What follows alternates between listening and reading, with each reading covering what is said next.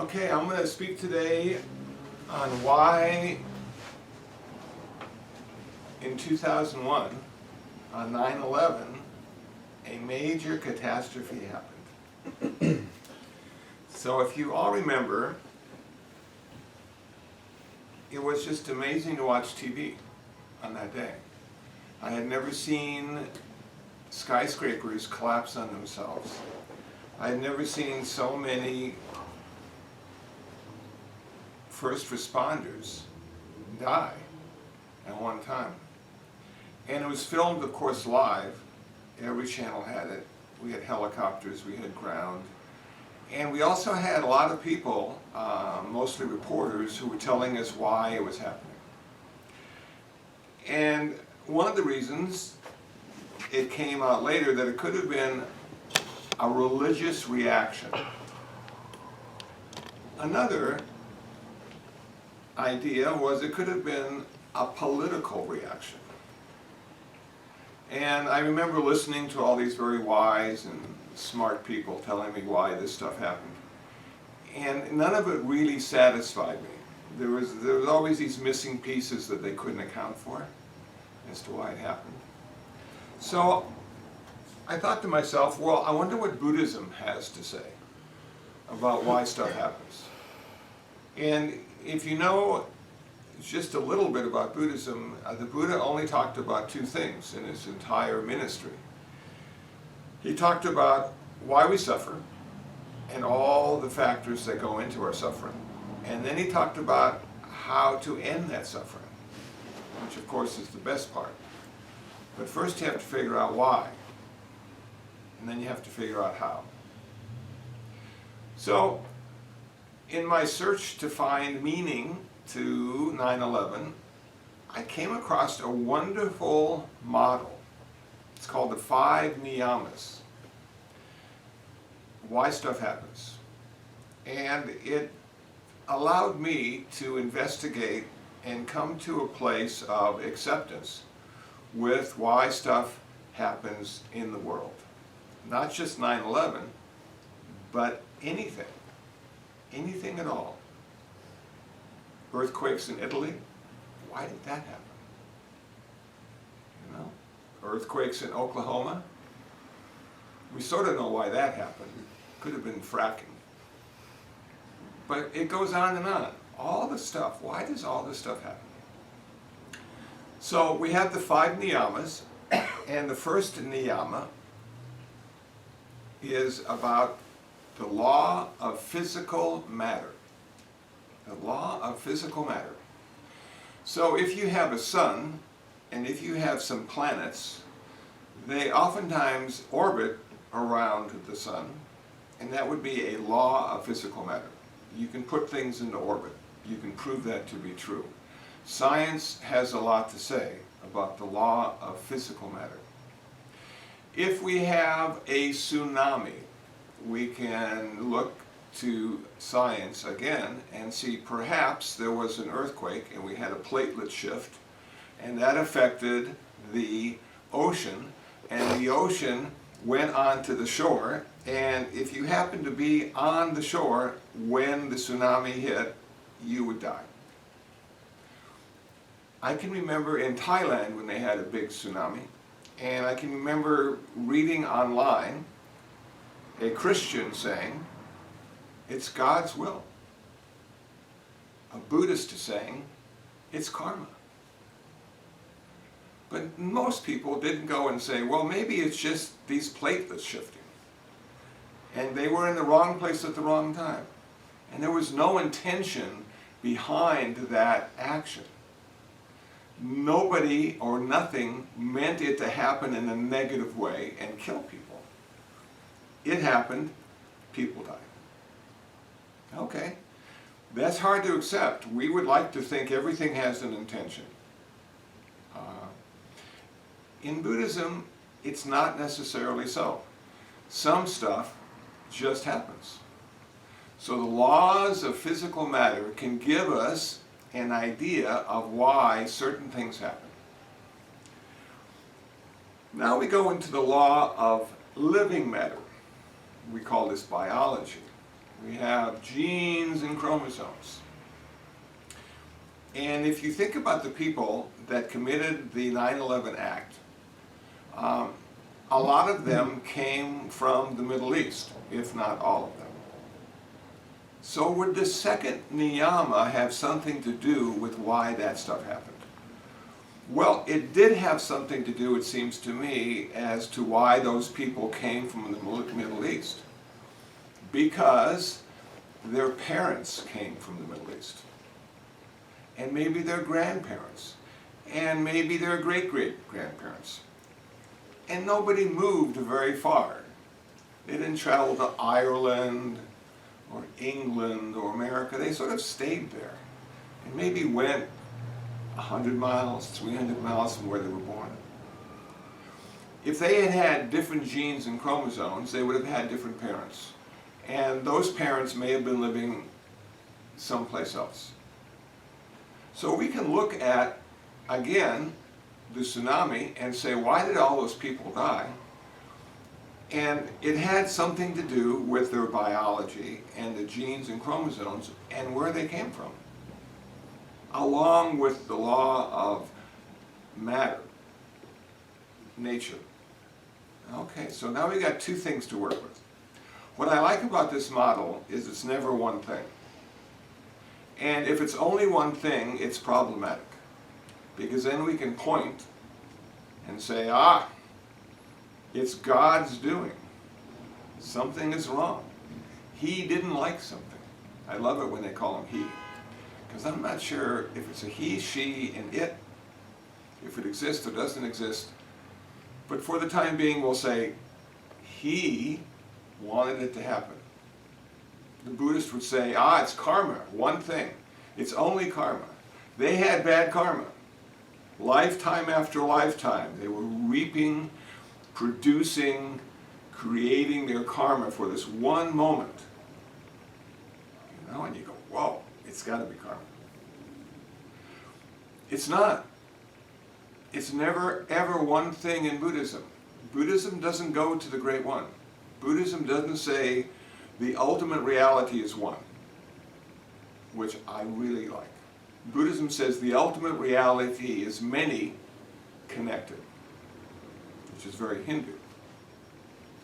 There is no ultimate God, according to Buddhism.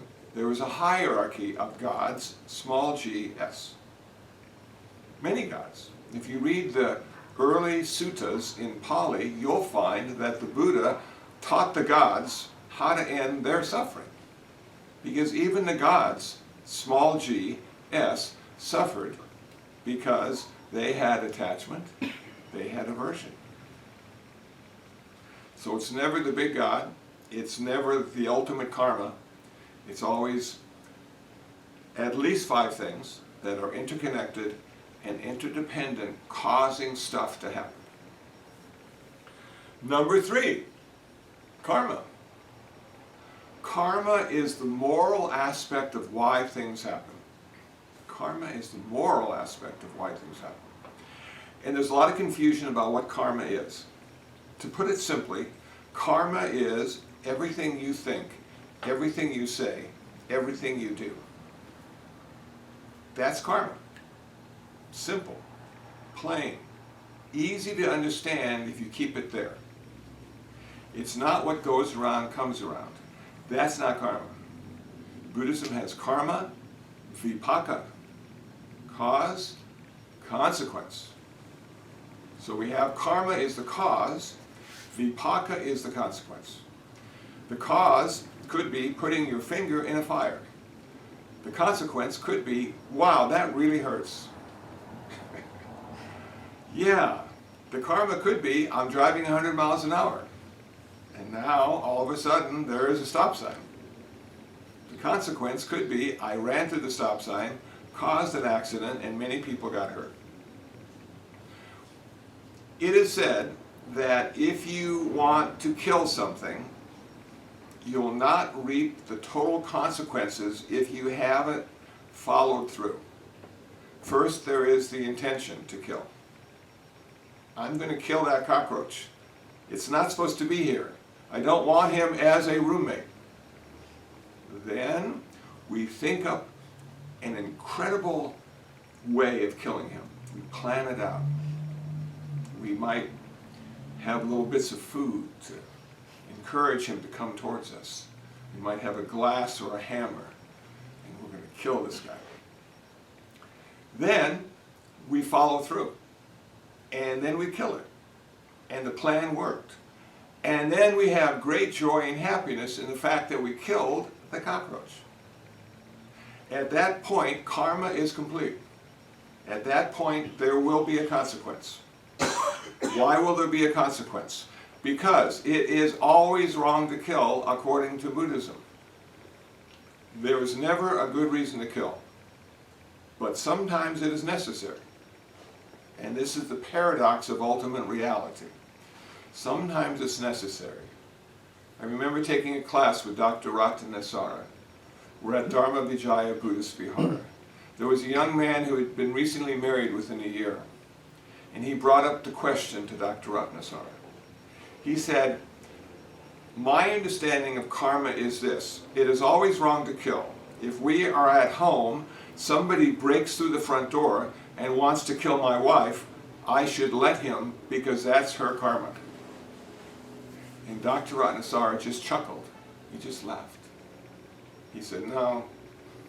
He said, when you got married, you swore to protect and serve your wife. That trumps karma. That trumps the natural order of things. Your job now is to protect your wife from being killed. Even if it is her karma, you need to change her consequences by what you do.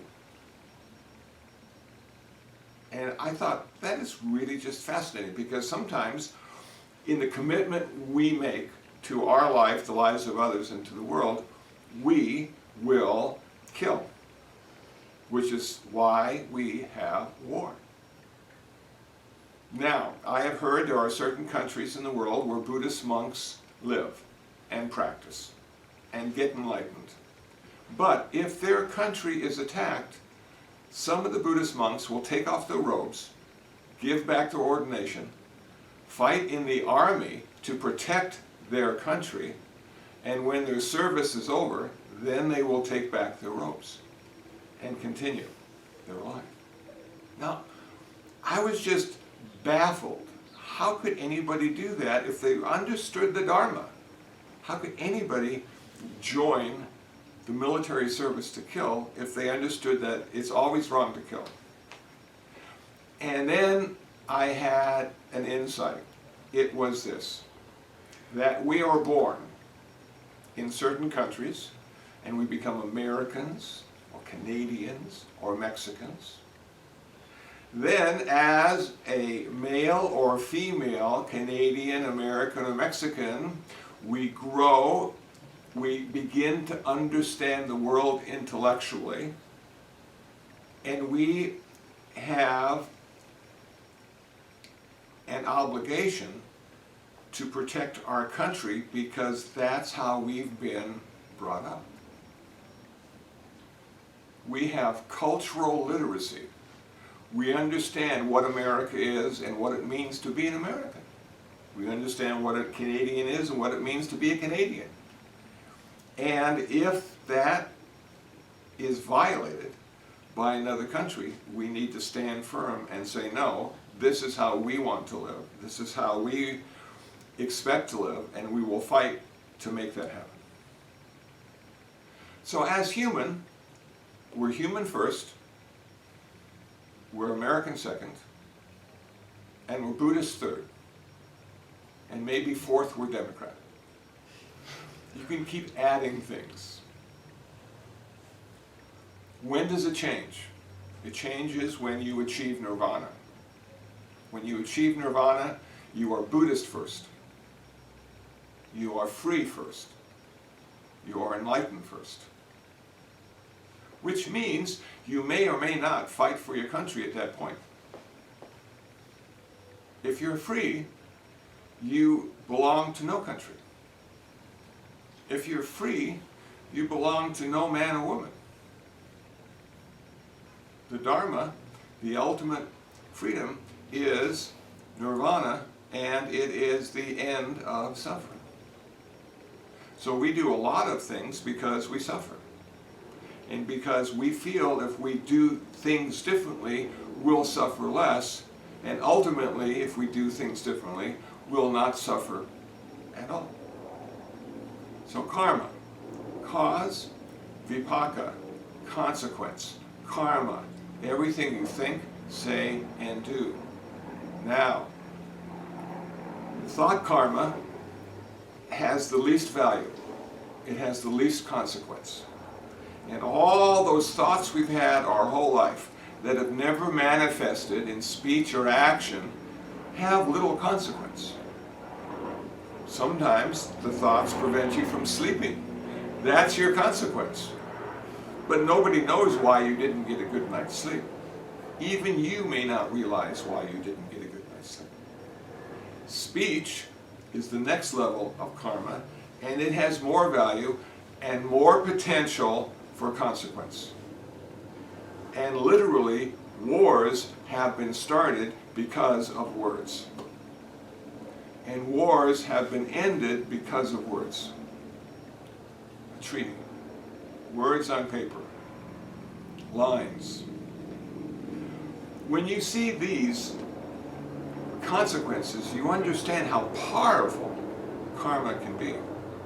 And then the karma with the most consequence is our action karma. Once our intention turns into activity, there is soon to be a consequence. Now it could be a pleasant consequence, or it could be an unpleasant consequence. A lot of times we don't know because we don't really understand where the intention is coming from. If you want to understand the intention, you need to meditate. You need to see where it starts. And a simple way of understanding that, it can start with greed, it can start with hatred, it can start with delusion. If that's the case, the consequences will be uncomfortable. If instead the intention starts with generosity, compassion, or wisdom, the consequence can be favorable. It can be a pleasant consequence. So in our meditation, oftentimes we see our thoughts arise, exist, and pass away. Arise, exist, and pass away. And in doing that, we get a better idea of what kind of thought it is and where it came from. Now, I've used this before, but I'll use it again because it's one of my favorite. Every couple days I go to Food for Less to buy cat food because they have the best prices. Sometimes I find myself on the bakery aisle. Now, they brought back Hostess cupcakes. They're a little bit smaller. They're individually wrapped, and you can get 8 in a box, sometimes for under $2. And I say to myself, that's what I want. I want that box of 8 Hostess cupcakes, individually wrapped. And then I say to myself, where does that thought come from? Is that a thought of generosity? Do I just simply want to give my money to the supermarket? Or is it a thought of greed? I'll have 8 all to myself and not share it with anybody. Well, generally speaking, I buy the 8 anyway, even though it's a thought of greed, and have a wonderful time eating them. But we can see, if we pay attention in any situation, where these thoughts start and what category they fall into. Karma is very important. There is also collective karma, national karma, world karma. Right now we're working on the environment. We're all in this together. And everybody that has a good intention and a good speech and good action will make a difference in the environment. So karma can be individual, it can be collective. The fourth niyama is probably the most difficult to understand because it deals with ultimate reality, which tends to be the foundation of our relative reality. Now, Buddhism, we have 2 ways of looking at the world, at our experience of the world. We have the relative, we have the ultimate. We have mind and body, we have community, we have cars. Relative reality. Ultimate reality. All things are interconnected and interdependent. Ultimate reality is the basis for relative reality. To give you an example of ultimate reality in the Mahayana tradition, we have something called shunyata. Shunyata is emptiness. All things are empty. Early Buddhism has anatta. Nothing exists independently. There is no self or soul. It stands apart. So, if all things are empty, what do we see? We see things that are connected because of our delusion. We see things that we think are permanent that are constantly in flux. We see things that we think will bring us happiness, and we attach. We see things that we think will bring us unhappiness, and we have aversion. And all the while we're trying to balance our life out using our relative reality that was placed there because of education and situation and personal experience. And we use this as a filter to name and use everything in our life.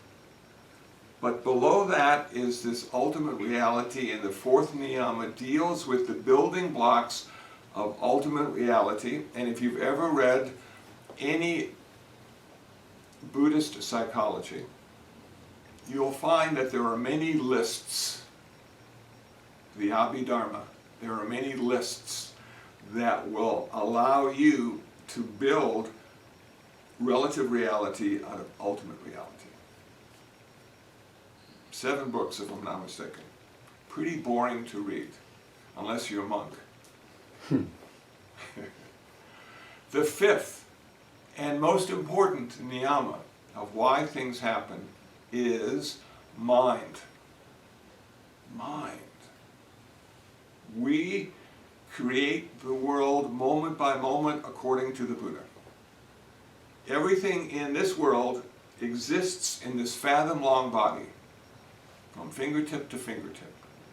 Everything in the world exists in this fathom-long body. It took me a while to fully appreciate what he was saying when he said that. Imagine yourself in a spacesuit, and you can't take it off or you'll die. And you have a place for your eyes to see, and your ears to hear, and your nose to smell, and your tongue to taste. And it's thin enough that your body can feel. And that's sort of what we are. We have these sense doors that bring in information from whatever is out there, and we use that information to create the story of our life. We see things as independent, and we see things as living 10 years, 20 years, 100 years. But the ultimate reality behind that seeing is that nothing lives any longer than this moment. There's no duration. Time is something we use to understand why there's a beginning and why there's an end. But according to Buddhism, there is no beginning, there is no end. It's always been here and always will be here, whatever it is. And we're interpreting it, and we're trying to understand it, and we're trying to give it meaning, and then we die. And do we really die? Well, according to Buddhism, no. We just sort of transfer into different shapes and times and energy patterns, and we continue on and on and on. But this thing we call ego and self, this place that we now sit in, is made up. And each one is making it up in their own special way. None of us have had the same experiences or education. Some of us are older and some of us are younger. So we interpret this reality in our own unique way. And if somebody tells you how to live, be cautious. Because nobody has ever lived your life before. You are the first person to live your life. It is totally unique and totally without instructions. And somehow we make our way through and continue to exist and live relatively comfortable because we are drawn to pleasure and away from pain. We have attachment and we have aversion. So let me tell you how the Buddha said it works for a human being. He says we have 5 component parts. We have 5 aggregates: form, sensation, perception, volition, and consciousness. But because the fifth niyama is dealing with mind, we're not going to talk about form right away. We're going to talk about number 1, sensation. The Buddha said we have 3 sensations. We have pleasant sensation, unpleasant sensation, and neutral sensation. And as a human being, we are drawn to the pleasant and away from the unpleasant, and pay no attention at all to neutral or indifferent. It doesn't catch our attention in the same way pleasure or pain does. Once we've been attracted to either pleasure or pain, we rely on our consciousness to be the building blocks of our experience. We have to have a rudimentary consciousness in order to be aware. And some of us are aware at different levels. But awareness is necessary to have sensation. We need to be aware of the sensation because it will be the next activity, and that will be perception. So we have sensation, we have consciousness, and now we have perception. Perception, simply put, is the naming quality that we all have because of experience and education. That some of us have huge vocabularies, 20,000 words, 30,000 words. And this enables us to name the world around us and use the objects in it to our advantage. Now, grade school, we're taught how to read. We're taught basic arithmetic.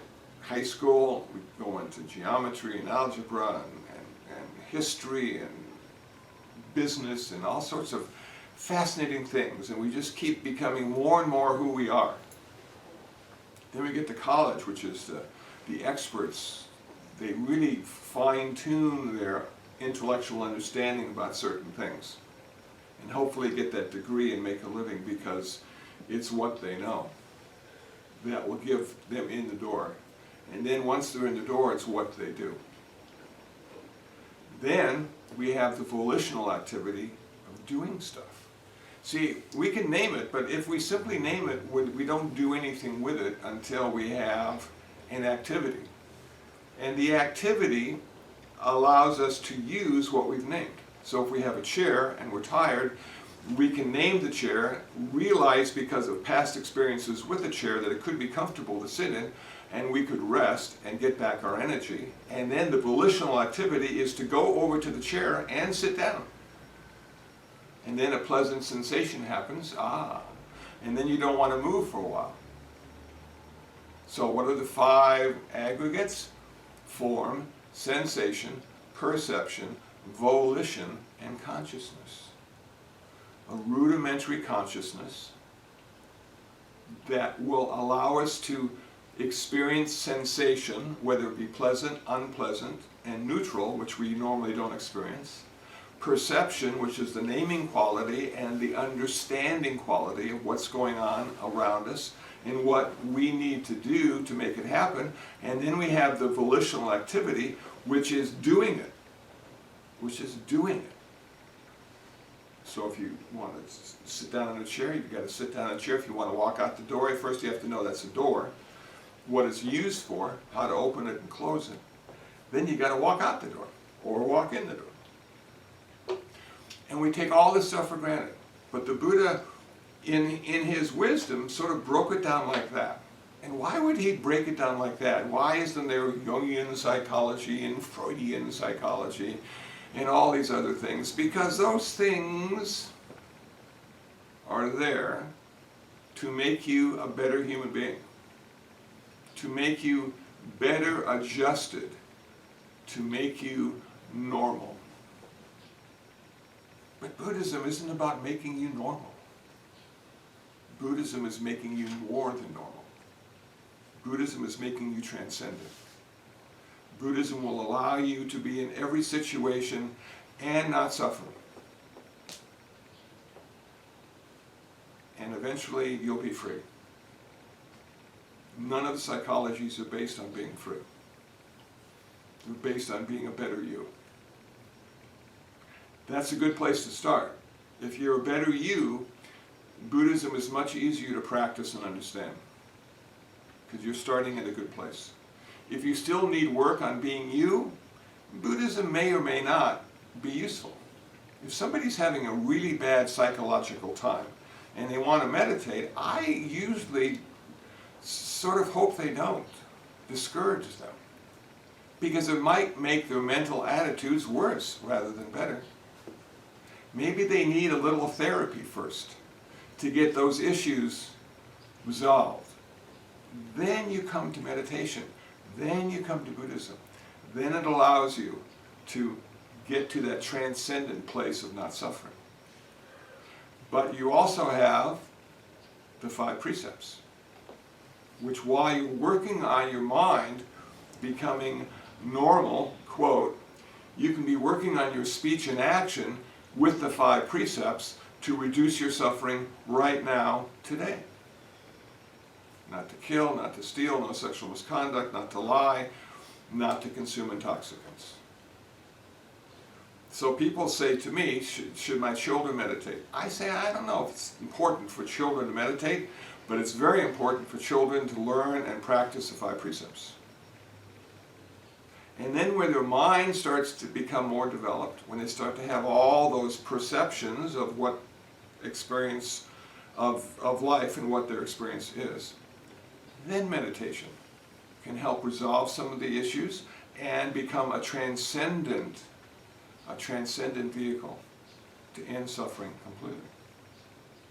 So now we have mind in this model of the 5 niyamas, and we see how powerful mind is, because our whole life is defined by what our mind thinks it is. The Buddha had an empirical perspective. The Buddha said, this is how I experience life. He didn't say this is how life is in a scientific way. He said, this is how I've come to experience life, and I see clearly why humans suffer, and I see clearly how they can end their suffering. And let me tell you what I have come to understand as truth. It's not a theory with the Buddha. It's what we can do starting today to make a difference in our life, in the way we experience our life.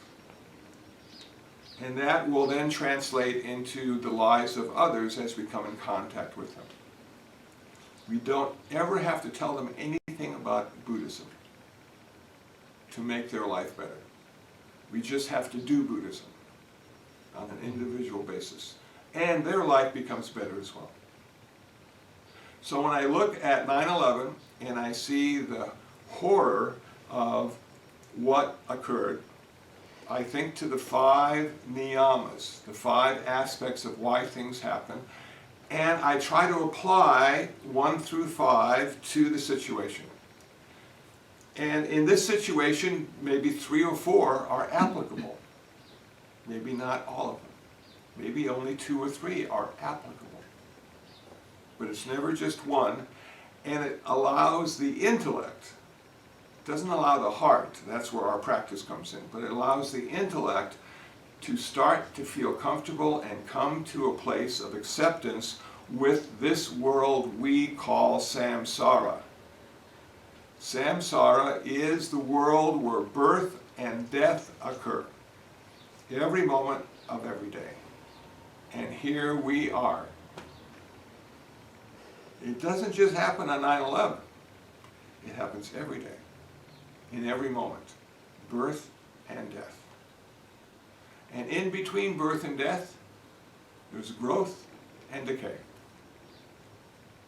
Human life, at its basic level, can be pretty hard to accept.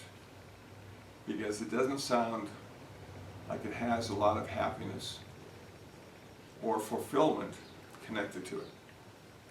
And it doesn't. We as humans give it value, we give it meaning. Our life can be anything we want it to be because it's nothing to begin with. If we're not who we think we are, we have the ability to be anything. Rather than being a negative, it's a positive. You're in charge of building your life.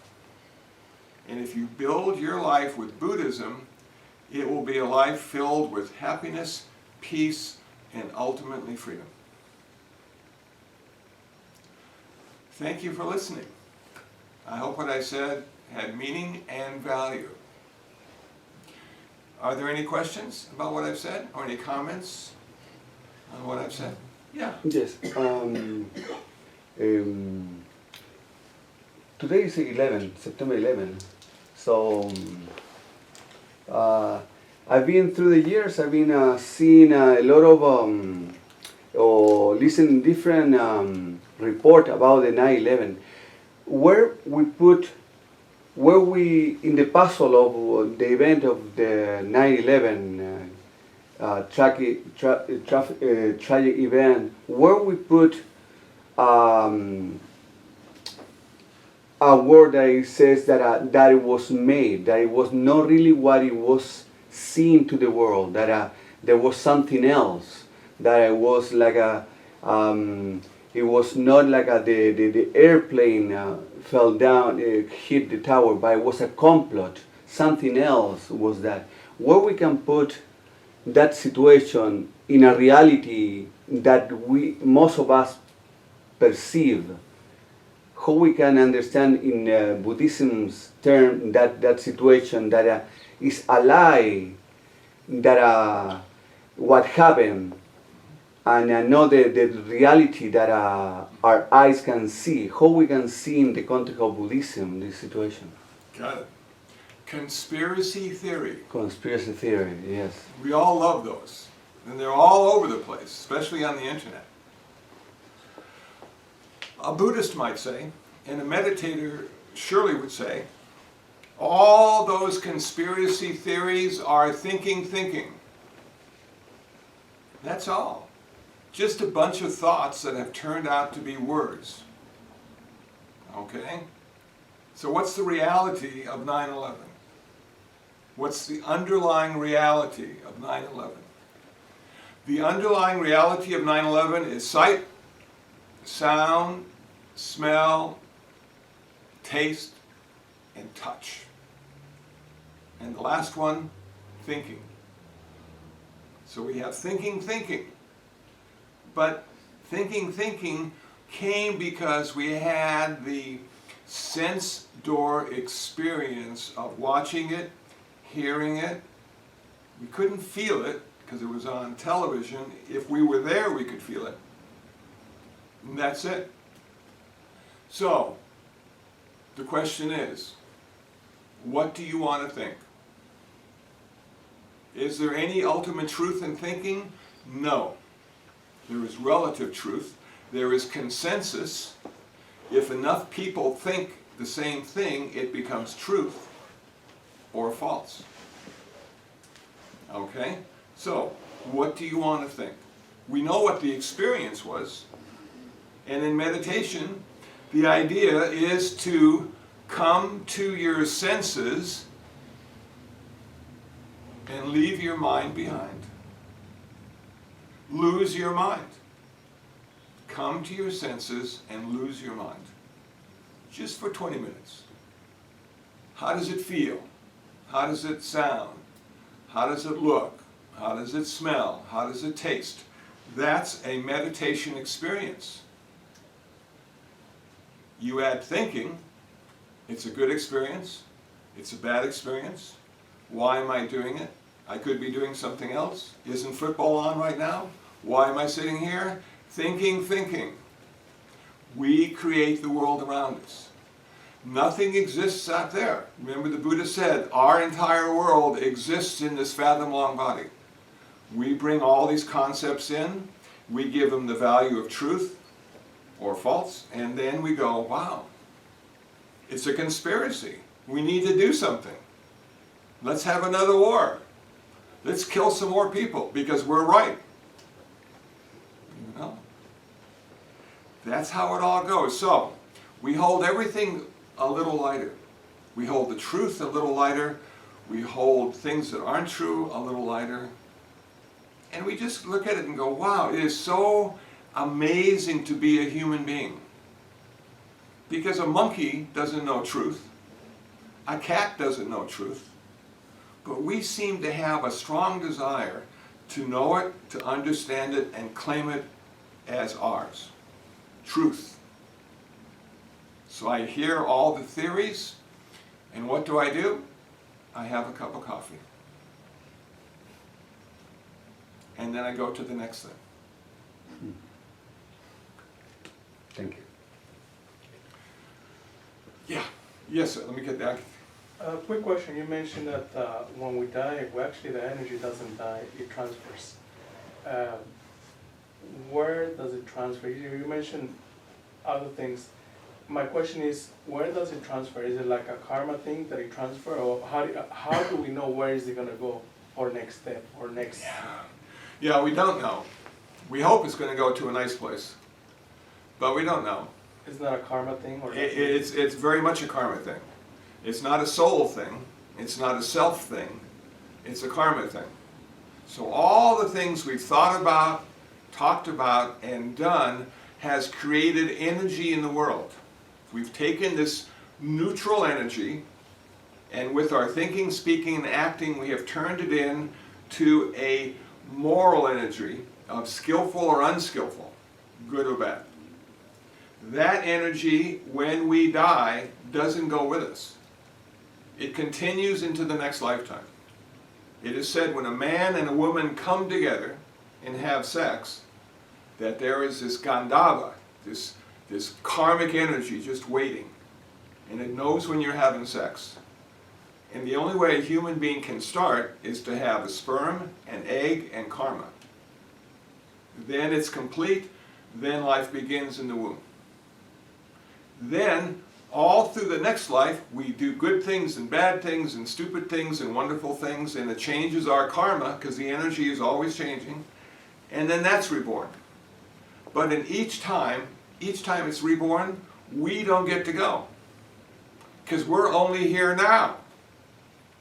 We don't live in the future, we don't live in the past, we only here now. Isn't that interesting? It is very interesting. That's what they say. Now, whether that's the truth, I'll let you decide. Thank you. Nicholas. Suffering